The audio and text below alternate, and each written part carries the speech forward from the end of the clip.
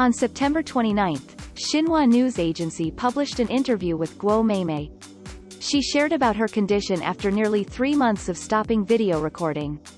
Sharing with the Chinese news agency, Guo Meimei said that she is in the nostalgic stage, slowing down to think carefully about what she wants to do, as well as the message she will convey to the audience through the media. Video. She denied the news of early retirement. Guo Meimei said that recently, the chaotic pace of life made her distracted because she had to deal with personal problems.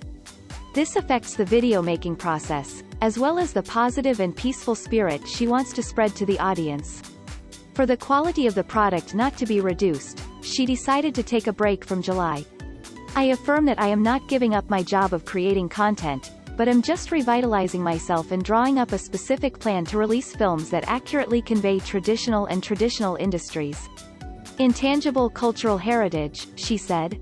When asked about the economic dispute with the management company of Hangzhou Wunian, Guo Meimei refused to respond. Guo Meimei was born in 1990, in remote countryside in Sichuan province. She is currently the most famous blogger in China, making her mark with Old and Beautiful movies. At the age of 31, Guo Meimei has become a rich woman when she owns an admirable $1 million fortune.